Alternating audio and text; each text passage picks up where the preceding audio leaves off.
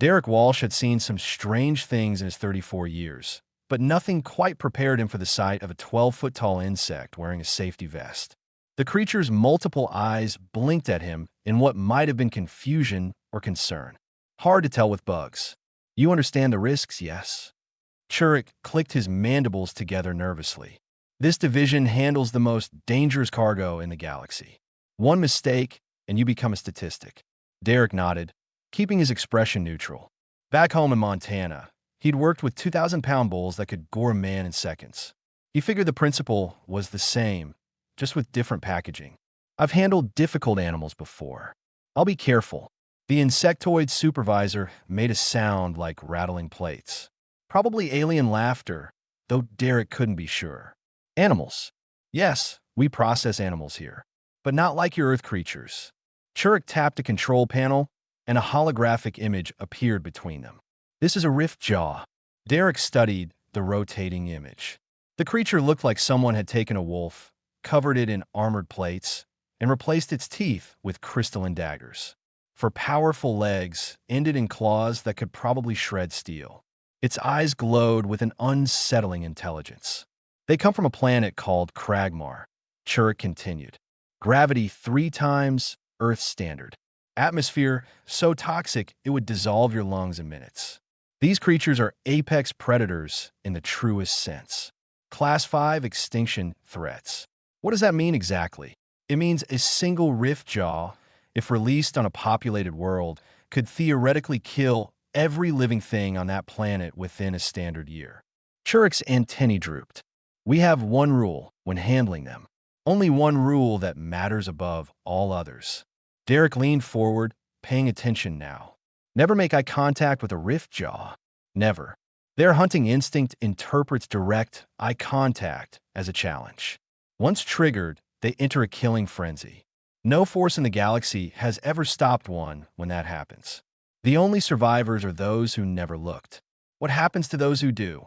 Churek pulled up another hologram. This one showed a list of names, hundreds of them, maybe thousands. Next to each name was a single word, deceased. This is the complete record of every being who has made eye contact with a rift jaw in the last 3 centuries. As you can see, the survival rate is 0.0%. Derek felt a chill run down his spine, but he kept his voice steady. When am I likely to encounter one? Next week. A transport arrives carrying 6 specimens bound for a military research facility. We are the processing station. You will be part of the handling team. Churek's whole body seemed to shudder. I have overseen 17 riftjaw transfers in my career. Each time, I'm certain it will be my last. The fear never fades. The rest of the orientation passed in a blur of safety protocols, emergency procedures, and dire warnings. Derek met the other members of his team. There was Hollis, a rock-like being from a high-gravity world who communicated through vibrations in the floor. A pair of energy-based life forms named Left and Right who floated in containment suits and spoke in perfect harmony. And Voss, a mammalian alien covered in purple fur who had worked the dangerous cargo division for 20 years. The bug told you about the rift jaws, yeah? Voss asked during their break. His translator made his voice sound gravelly and tired. He did. Seems serious. Voss barked a laugh that sounded bitter. Serious doesn't cover it. Human. I've seen a lot of scary things pass through this station. Acid spitters from the boiling nebula. Void sharks that can survive in hard vacuum. Once we even processed a juvenile star eater. He leaned in close. None of them scare me like rift jaws. Those things aren't just predators. They're death-shaped into flesh and bone. Derek wanted to ask more questions, but an alarm chimed through the station. Churek's voice crackled over the communication system. All personnel to stations. We have an early arrival. The Riftjaw transport has just entered our sector. They will be docking in 4 hours. Prepare for lockdown protocols. The break room emptied as beings of every shape and size hurried to their posts. Derek followed Voss, trying to memorize the route through the winding corridors of Gamma 7 Station. Through the massive windows, he could see the transport ship approaching. It was heavily armored, covered in warning symbols that didn't need translation. First rule, Voss said as they walked. When they arrive, You do exactly what I say when I say it. Second rule, you are your reflective visor at all times in the processing area. Third rule, if something goes wrong, you run. You don't try to be a hero. You don't think you can help. You just run and seal the bulkhead behind you. And the fourth rule, Voss stopped and turned to face him. There is no fourth rule. Just don't look them in the eyes. Everything else is negotiable. That one isn't. Derek nodded slowly. Back on his family's ranch, his father had taught him to read animals, to understand their body language, their moods, their intentions. A scared horse was different from an angry bull. A protective mother cow required different handling than a territorial stallion. Every creature communicated, even if they couldn't speak. But his father had also taught him one other thing. When everyone tells you an animal is dangerous, you listen. Pride got more ranchers killed than any wild beast ever did. 4 hours later, Derek stood in the processing bay, wearing his reflective visor and trying to control his breathing. The transport ship had docked. Through the reinforced glass, he could see the containment units being moved into position. Each one was the size of a small room, covered in energy fields and warning lights. And inside each one, a rift jaw waited. Even through the multiple layers of protection, Derek could feel something primal stirring in his gut. An instinct older than civilization, the prey animal's recognition of a predator. The galaxy's deadliest four-legged beasts had arrived, and Derek Walsh was about to meet them face to face, just not eye to eye. Never eye to eye. The processing bay had gone silent, except for the hum of containment fields and the nervous breathing of the handling team. Derek watched as the first massive unit rolled off the transport ship, guided by automated systems that kept any living being at a safe distance. Through the reinforced walls of the container, he caught his first real glimpse of a rift jaw. The creature paced inside its prison, each movement precise and controlled. Its armored hide seemed to absorb light, making it look like a shadow given solid form. Those crystalline fangs caught the overhead lights and scattered them into rainbow fragments. Beautiful, isn't it? Voss whispered beside him, like watching a natural disaster in slow motion. You can't look away even though you know it could kill you. Churich scuttled between the team members, checking equipment and reciting protocols in a rapid-fire stream of clicks and words. Visors sealed. Check. Emergency barriers armed. Check. Evacuation routes confirmed. Check. His antennae quivered with each item on his list. The second containment unit arrived, then the third. Each held another rift jaw, each one slightly different. One had scars across its armor plating. Another was larger than the rest, its muscles coiled with obvious power. A third had distinctive markings along its spine that glowed faintly in the dim light. That be why the time all 6 units were in position, Derek's hands had started to sweat inside his work gloves. He'd been around dangerous animals his whole life, but never 6 of the most lethal predators in the galaxy all in one place. The statistical improbability of survival, if anything went wrong, was almost funny. Almost. Transfer sequence beginning, announced the station's computer in a calm, measured voice that seemed inappropriate for the situation. All non-essential personnel evacuate to safe zones. Essential personnel maintain minimum safe distance of 50 meters. Around them, the station emptied. Derek watched through the windows as hundreds of beings fled to the reinforced shelters deep in Gamma 7's core. Whole sections sealed themselves behind blast doors. In minutes, the processing level was nearly deserted.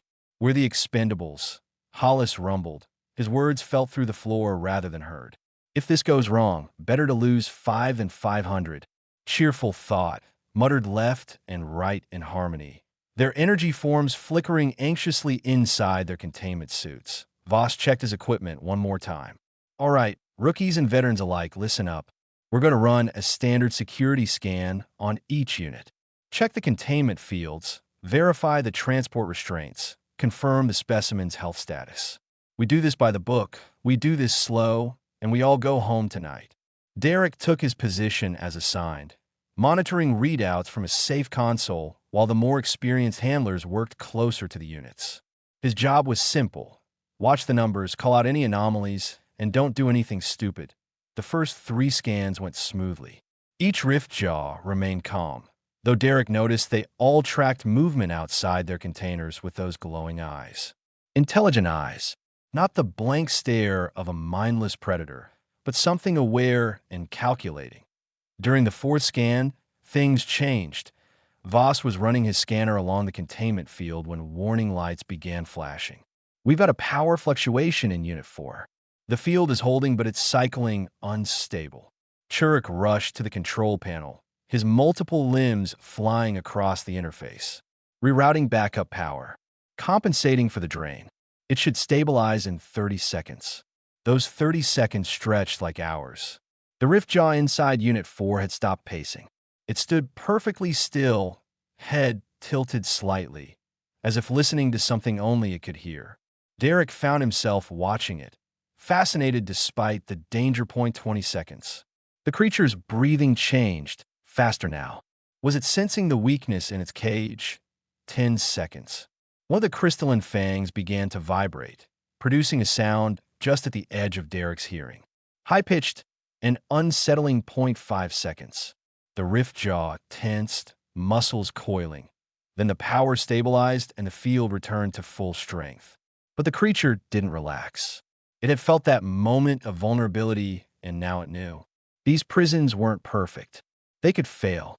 We need to expedite this transfer, Churik said, his voice tight with stress. Get them to the secure holding area and into the permanent containment system. We're not equipped for a long-term stay. They moved faster after that, running the remaining scans with quick efficiency. Derek noticed that all 6 rift jaws had become more alert, more focused. Whatever Unit 4 had sensed, the others had noticed its reaction. They were communicating somehow, sharing information without sound or gesture that he could detect.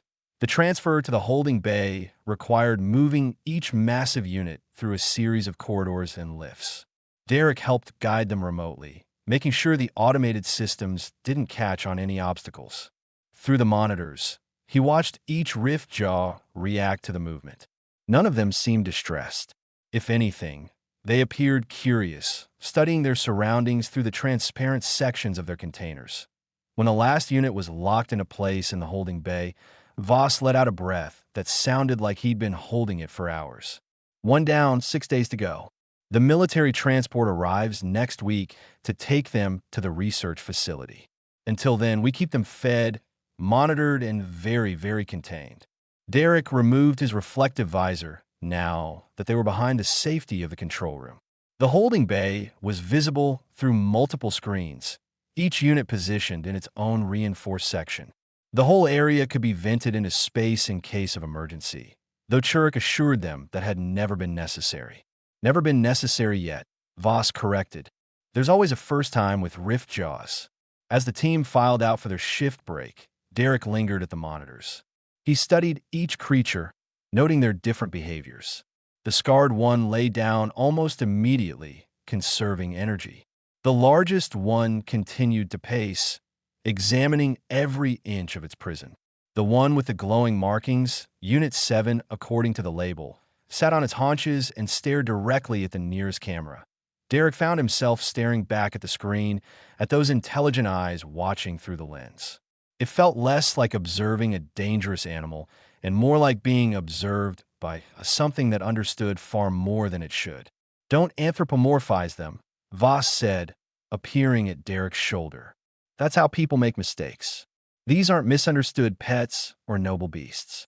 They're engineered by evolution to be perfect killers. Nothing more, nothing less. I wasn't, Derek replied, though he wasn't entirely sure that was true. Just trying to understand them. There's nothing to understand. They kill. That's what they do. That's all they do. Voss headed toward the door, then paused. You did good work today, human. Keep it up, and maybe you'll actually survive this job. After Voss left, Derek looked back at the screens one more time. Unit 7 was still watching the camera, still and patient, waiting for something. Derek had a strange feeling that it was waiting for him, but he shook off the thought and left the control room, tried to ignore the weight of those alien eyes following him all the way to the door.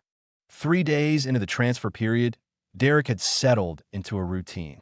Morning shift meant checking containment integrity, monitoring vital signs, and ensuring the Riftjaws received their carefully calculated meals.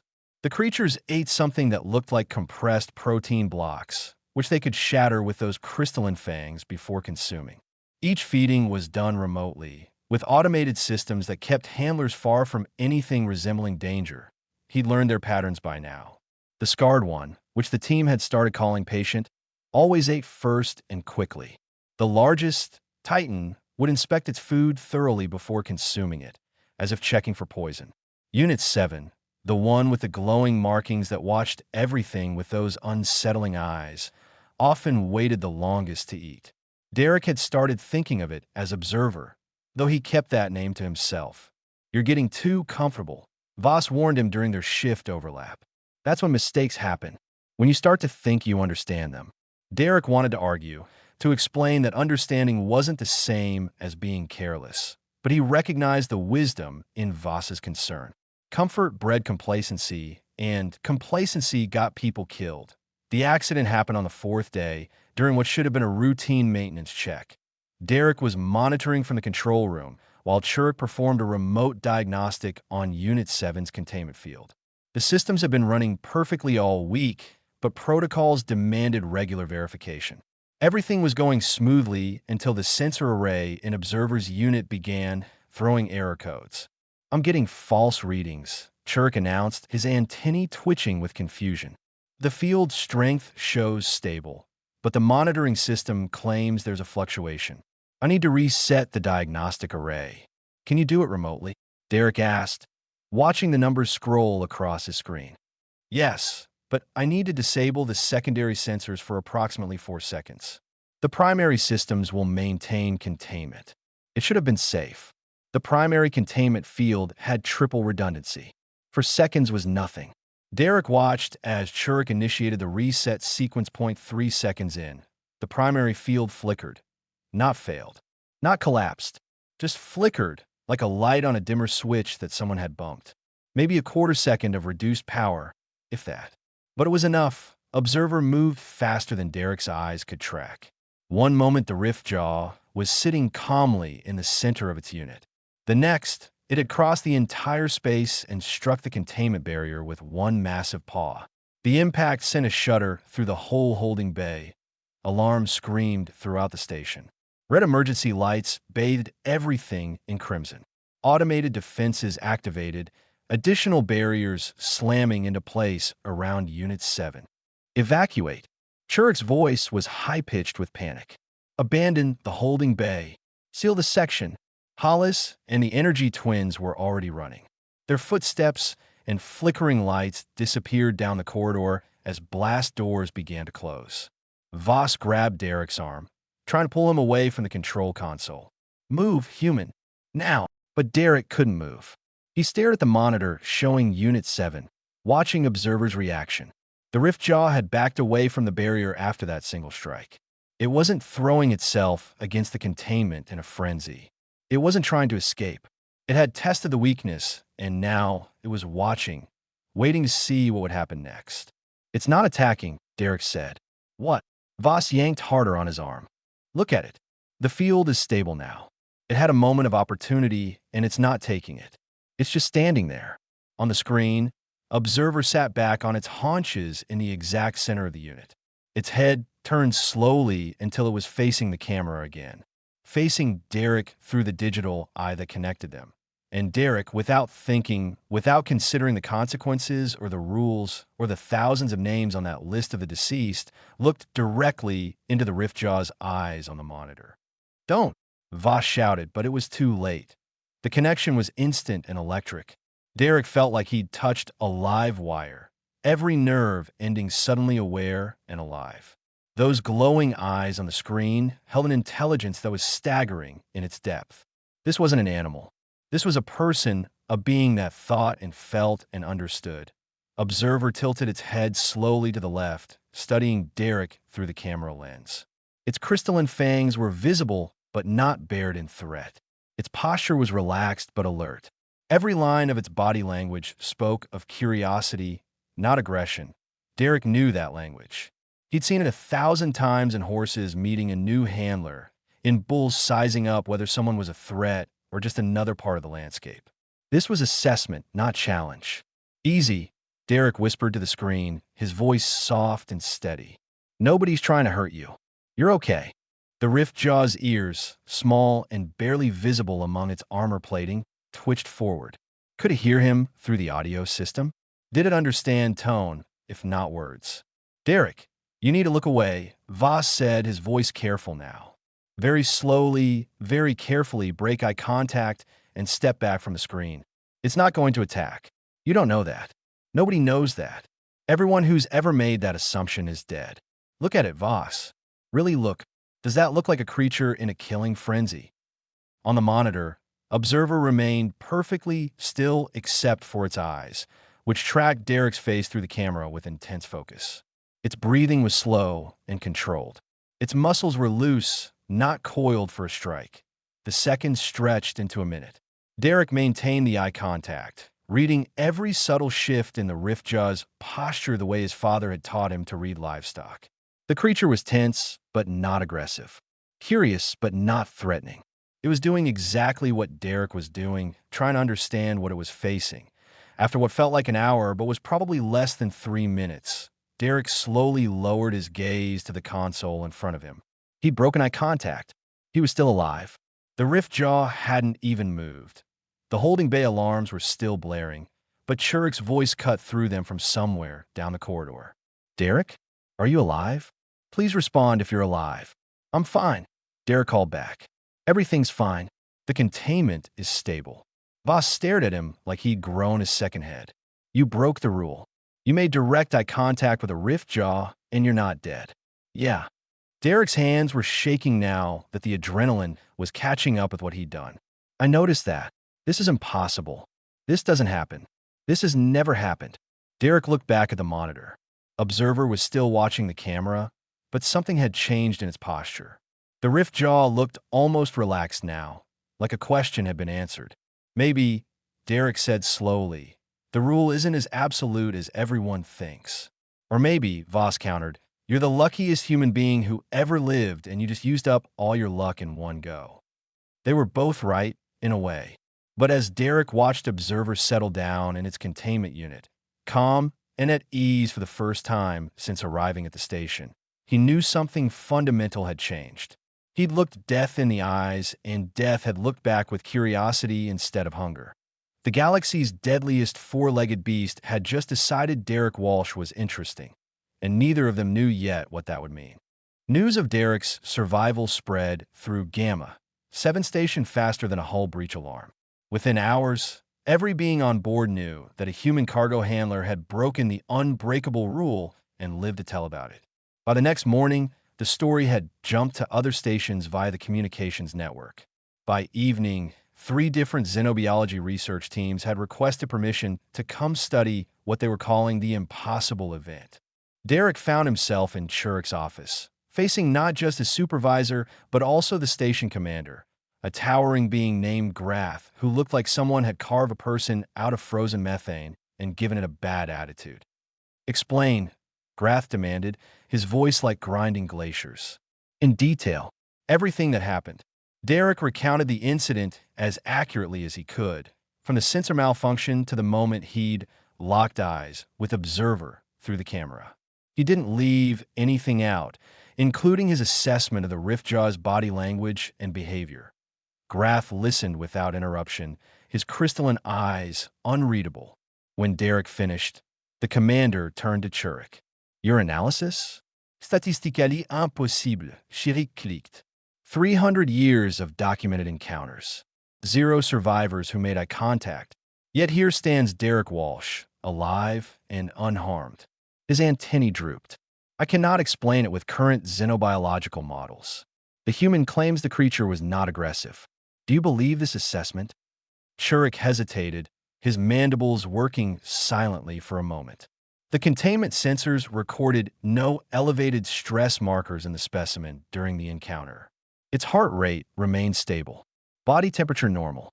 By every measurable standard, the rift jaw was calm. He looked at Derek with something that might have been respect. I believe his assessment is accurate, though I cannot explain why the creature behaved this way. Graf turned his attention back to Derek. You have expertise with animals, yes? From your home world. I grew up on a cattle ranch. Worked with horses, bulls, some wild animals that would wander onto our property. But nothing like a rift jaw. Yet you claim to have read its intentions through observation alone. Body language is pretty universal, Derek said. Predators across different worlds might look different, but fear looks the same. Aggression looks the same. Curiosity looks the same. The rift jaw was curious, not hostile. Graf made a sound like ice cracking. The research teams want access to you and the specimen. They wish to study this interaction, attempt to replicate it under controlled conditions. I am inclined to grant their request. Derek felt a knot form in his stomach. You want me to make eye contact with Observer again? On purpose. The specimen you call Observer? Yes. Also potentially the others. If this is a reproducible phenomenon rather than a statistical anomaly, it could revolutionize our understanding of rift jaw behavior in psychology. And if it's not reproducible, if it was just luck, then you will die, and we will return to our previous protocols with better data on the limits of rift jaw tolerance. Graf said it matter-of-factly, like discussing the weather. Do you consent to participate in this research? Derek thought about the list of names. All those beings who'd looked into a rift jaw's eyes and never looked away. He thought about Observer's calm assessment, the intelligence in those alien eyes. He thought about his father's voice. When everyone tells you an animal is dangerous, you listen. But his father had also taught him something else. Animals weren't machines. They were individuals, each one different, each one capable of choice and change. Maybe the problem wasn't the rift jaws. Maybe it was that everyone approached them with fear and aggression, and the creatures simply responded in kind. I'll do it, Derek said, but I have conditions. Graf's expression didn't change, but Derek sensed interest. State them. First, we do this slowly. No rushing, no pressure. If Observer shows any signs of actual aggression, we stop immediately. Second, I want access to all historical data on Riftjaw encounters. Every report, every incident. Third, I want to work directly with the research teams, not just be a test subject. Acceptable. The first research team arrives tomorrow. You will begin preparations immediately. Graf stood, signaling the meeting was over. Do not make me regret this decision, human. After the commander left, Churik turned to Derek with all his eyes focused in a way that seemed significant. You understand the risk you are taking? Eat dough. Then why? You could refuse. Find another job. Leave this station and never see a Riftjaw again. Derek considered the question. Why was he doing this? Pride. Curiosity? Some misguided sense that he could succeed where thousands had failed. No, it was simpler than that. Because Observer didn't attack me, Derek said. When it had a moment of weakness in the containment field, when it could have tried to break free and kill everything in its path, it didn't. It tested the barrier once, and then waited to see what would happen. That's not a mindless killing machine. That's someone making choices. Churik was quiet for a long moment. In my culture, there is a saying, the sky does not fall simply because you have not seen it happen, meaning that impossibilities exist whether we acknowledge them or not. His antennae rose slightly. Perhaps you have shown us an impossibility, Derek Walsh. Or perhaps you have simply revealed our own ignorance. That night, Derek couldn't sleep. He spent hours in the station's data archives, reading every report he could find about Riftjaw encounters. The pattern was clear. Approach with fear and weapons, get killed.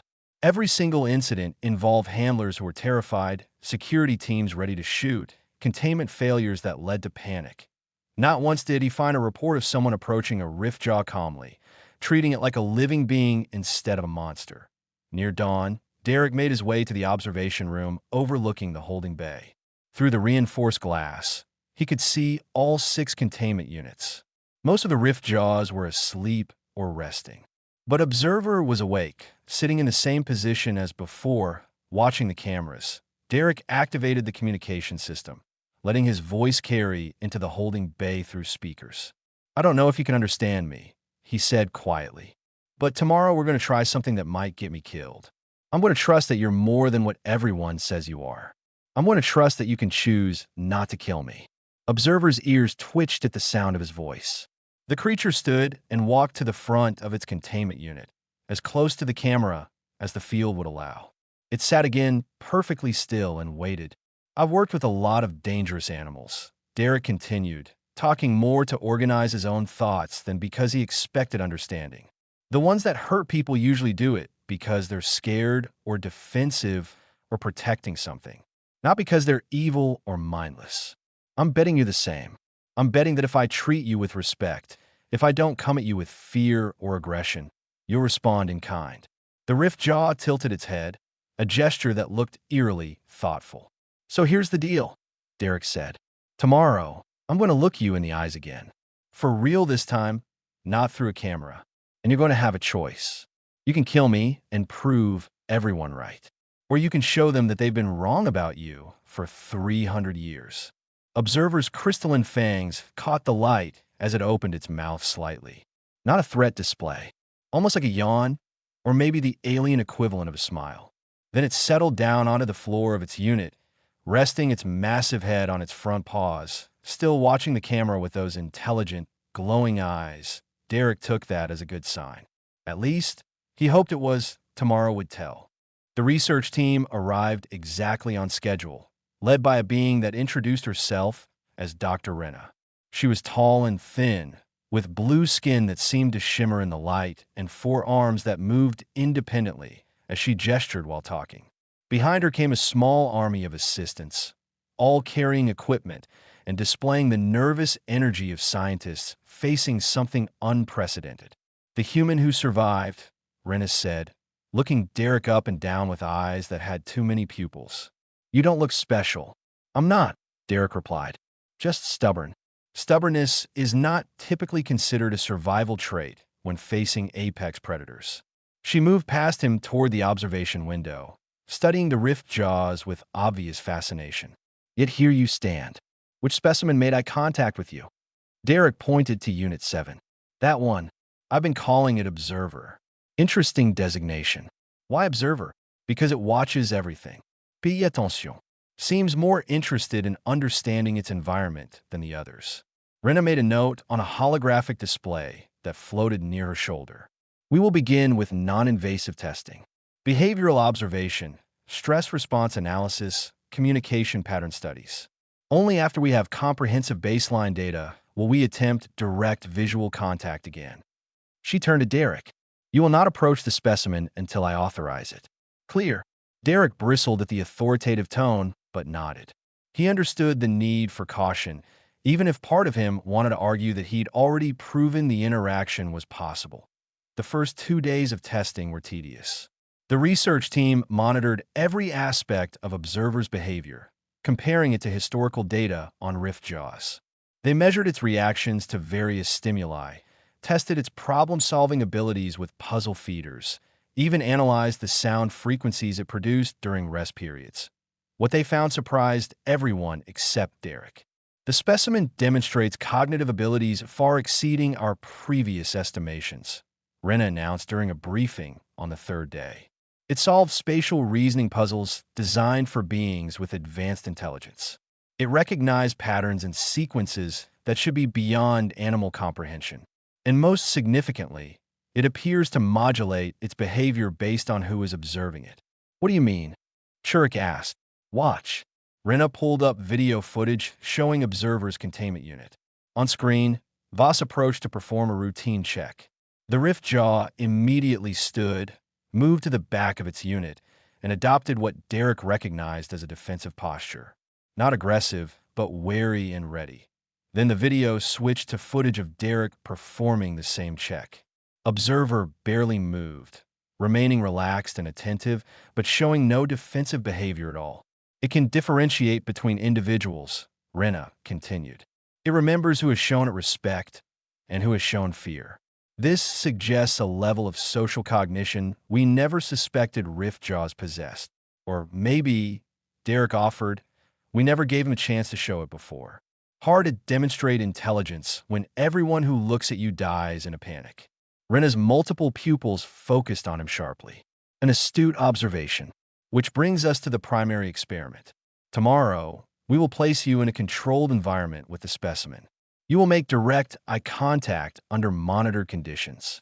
We have prepared every safety measure possible, but I will not mislead you about the risk. I understand. Do you? She moved closer, her expression serious. If our hypothesis is wrong, if your first encounter was merely a statistical anomaly, you will die. The rift jaw will enter its killing frenzy, and nothing we have can stop it before it reaches you. Emergency barriers will seal you in with the creature. You will not have time to regret your choice. Derek felt his mouth go dry, but kept his voice steady. I know. I'm still willing. The next morning arrived too quickly. Derek stood in a specialized testing chamber that had been constructed overnight, a space large enough to hold both him and Observer with room to move, but small enough that the emergency barriers could seal instantly if needed. The walls were reinforced transparent alloy, allowing the research team to observe from safety while multiple cameras recorded every angle. Observer was brought in through a secured corridor, its containment field guiding it into the chamber before shutting off. The rift jaw stood perfectly still for a moment, taking in its new surroundings. Before its eyes found Derek across the room, they'd removed Derek's reflective visor. Nothing stood between him and those alien eyes now, except 15 meters of open space and his own faith that he'd read the situation correctly. Beginning test. Rena's voice came through speakers overhead. Derek, you may proceed at your own pace. If the specimen shows any aggression, the emergency barriers will activate. They should engage in 0.3 seconds. Should Derek noticed. Not would. Even Rena wasn't certain they'd be fast enough. He took a slow breath and started walking toward Observer. Each step felt like moving through water, his body fighting against instincts that screamed at him to run. But he kept his movements calm and deliberate, approaching the rift jaw the same way he'd approach a nervous horse in an unfamiliar corral. Observer watched him come, its head lowering slightly in what Derek hoped was a non-threatening posture. When Derek was 5 meters away, the rift jaw sat down, folding its powerful legs beneath it in a clear signal. I'm not hunting you. Derek stopped and sat down as well, crossing his legs and resting his hands on his knees, matching the creature's posture, showing he wasn't a threat either. Then he looked up, meeting Observer's eyes directly for the second time. The connection was still electric, still intense, but different now without the distance of camera between them. Derek could see every detail of those eyes, the way they seemed to hold light and shadow simultaneously. He could see intelligence there, and curiosity, and something else. Loneliness, maybe. The isolation of being seen as a monster by every living thing you encountered. Hey, Derek said softly. Remember me? Observer's ears twitched forward. Its breathing remained steady, controlled. No signs of the legendary killing frenzy. No merderdesreich. Just one being looking at another, trying to understand. Minutes passed in silence. Derek didn't break eye contact, didn't move except to breathe. He let the rift jaw study him, the same way he was studying it. Trust had to be built, not demanded. Finally, Observer made a sound. Low and rumbling, it came from deep in its chest. Not a growl. Something else. Derek had heard similar sounds from large animals before, usually when they were content or relaxed. A purr, maybe, or the rift jaw equivalent. Yeah, Derek said, smiling slightly. We're okay, aren't we? You and me. The rift jaw stood slowly, and Derek heard the research team gasp over the speakers. But Observer wasn't attacking. It was walking toward him, each massive paw placed carefully and deliberately. When it was close enough, it lowered its head and pressed its snout gently against Derek's extended hand. The crystalline fangs were centimeters from his fingers. One bite could sever his arm. One shake of that powerful head could snap his neck. But Derek felt no fear, only wonder. The creature's hide was warmer than he'd expected, and harder, like touching stone that breathed. Good, Derek whispered. That's good. Observer made that rumbling sound again, louder now, and Derek felt it vibrate through his bones. The rift jaw's eyes remained locked on his, but there was no challenge there. Only acceptance, recognition. a bridge built between species that everyone had insisted was impossible. In the observation room, Rena stood frozen, watching something that shouldn't exist.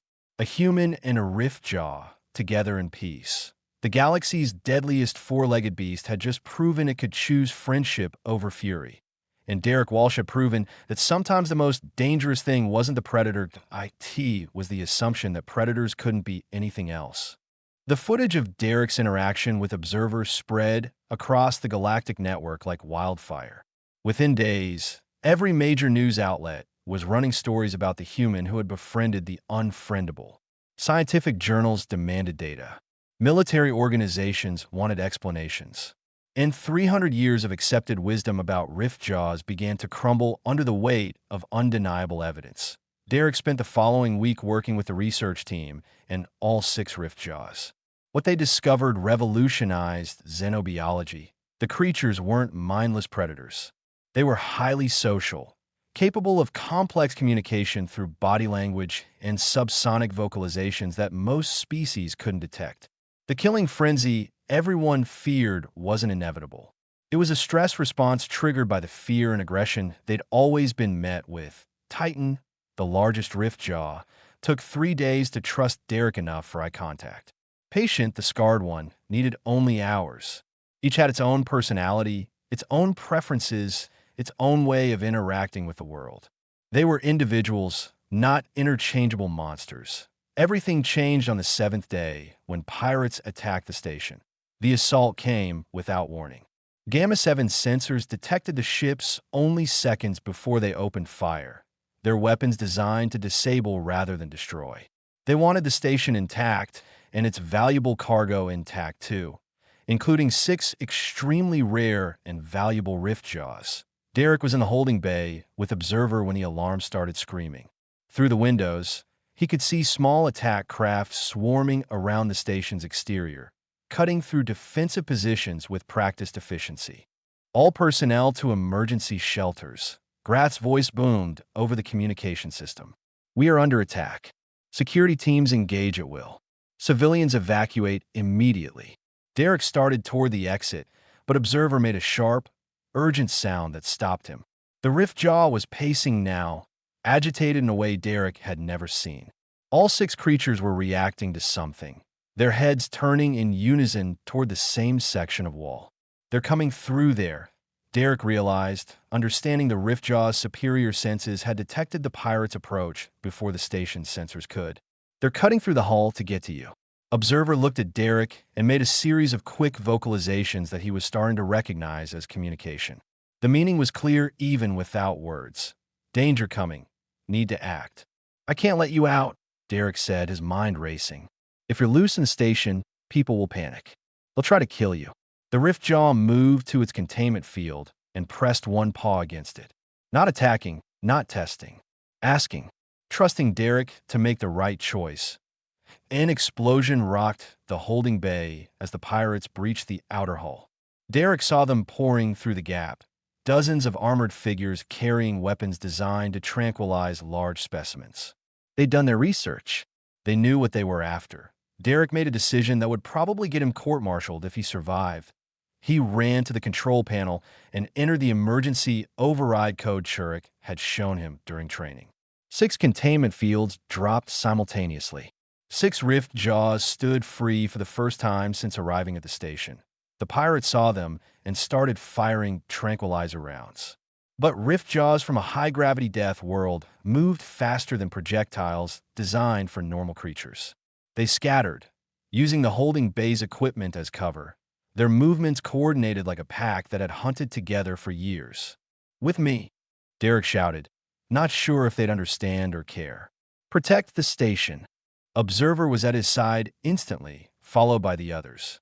They moved as a unit through the corridor, Derek leading them toward the main breach point where station security was fighting a losing battle against superior numbers. The first pirate who saw them screamed and opened fire with live rounds, forgetting his tranquilizer in sheer terror. The shots bounced off Titan's armored hide as the massive rift jaw charged forward and struck the pirate with one paw, sending him flying into a bulkhead hard enough to dent the metal. But the rift jaw didn't kill him. Didn't even seriously injure him. Just neutralized the threat and moved on. More pirates appeared, and more screaming followed. Some ran. Some tried to fight. None of them expected the Rift Jaws to be working with the human, protecting him while he directed them to defend strategic positions throughout the station. Patient used its agility to leap between walls, herding pirates away from civilian shelters. The two smaller Rift Jaws worked together to cut off escape routes, driving the attackers toward security teams who could capture them. An observer stayed with Derek, reading his intentions and translating them into actions the other Rift Jaws could follow. The battle lasted 18 minutes. When it was over, every pirate was either unconscious, captured, or had fled back to their ships. Not one had been killed, though many would need extensive medical treatment. The Rift Jaws had been terrifyingly effective while showing remarkable restraint. Derek stood in the main corridor, breathing hard, with Observer sitting calmly beside him and the other 5 Rift Jaws arrayed around them like bodyguards. Station security approached cautiously, weapons lowered but ready, not sure what to make of the scene. Grath arrived minutes later, his crystalline features somehow managing to convey shock.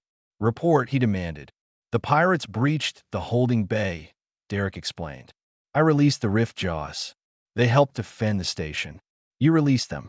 You freed the galaxy's most dangerous predators during a crisis situation." "Yes, sir. And they saved lives. Probably dozens of them." Grath looked at the 6 creatures, then at the captured pirates being led away by security, then back at Derek. "This will require extensive documentation and review. But you are not immediately arrested, which I suppose indicates my preliminary assessment of your actions." Over the following days, as investigators reviewed the security footage and interviewed witnesses, the truth became undeniable. The Rift Jaws had fought to protect the station and its inhabitants. They'd shown judgment, restraint, and loyalty to a being who had shown them respect. Dr. Renna's final report recommended a complete overhaul of protocols regarding Rift Jaws and other so-called Class 5 extinction threats. The military research facility that was supposed to receive the specimens withdrew their request. Instead, a new facility was proposed, one focused on communication and cooperation rather than containment and study. Derek was offered the position of lead behavioral specialist. He accepted on one condition. The Rift Jaws would be treated as intelligent beings deserving of dignity, not as specimens or weapons. 3 months later, Derek stood in the observation room of the new facility, watching Observer and the others interact in a habitat designed for their comfort rather than maximum security. Visitors from across the galaxy came to see the impossible sight: humans and Rift Jaws working together, learning from each other, building something that looked remarkably like friendship. Chirk approached, his antennae rising in what Derek had learned was the insectoid equivalent of a smile. "You have caused quite the disruption in galactic xenobiology, Derek Walsh. 3 centuries of established fact overturned by one stubborn human." "Not that stubborn," Derek replied. "Just willing to look past the fear and see what was really there." And what was really there? Derek watched Observer teaching 2 newly arrived Rift Jaws how to interact safely with human handlers. The big creature was patient and gentle, demonstrating through example rather than force. A natural teacher, given the chance to be one. "People," Derek said simply. "Different from us, dangerous if threatened, but people nonetheless. Capable of choice, friendship, trust. All they needed was someone willing to extend those things first." Voss appeared behind them, his purple fur looking slightly less unkempt than usual. He'd been one of the first to volunteer for training in the new interaction protocols, overcoming decades of fear through watching Derek's example. "The new arrivals are asking for you," Voss said. "They won't settle down until they meet the human who broke the rule." Derek smiled. It wasn't really a rule, was it? Just a misunderstanding that became dogma. "Perhaps," Chirk mused. "Or perhaps rules exist until someone is brave enough to prove they don't." As Derek headed down to the habitat, observers saw him through the transparent wall and made that rumbling sound of greeting that still sent shivers down his spine. Not fear anymore. Something closer to pride. The deadliest 4-legged beast in the galaxy was happy to see him, and Derek was happy to see it back. He'd ignored the rule everyone said would get him killed. In doing so, he discovered something far more important: that empathy and understanding could bridge gaps that weapons and walls never could. That deadly didn't mean mindless. That predators could choose peace when peace was offered. The universe had told him rift jaws were unstoppable killers. Derek Walsh had casually proven the universe wrong. And in the process, he'd shown the galaxy that sometimes the most dangerous assumptions were the ones everyone accepted without question.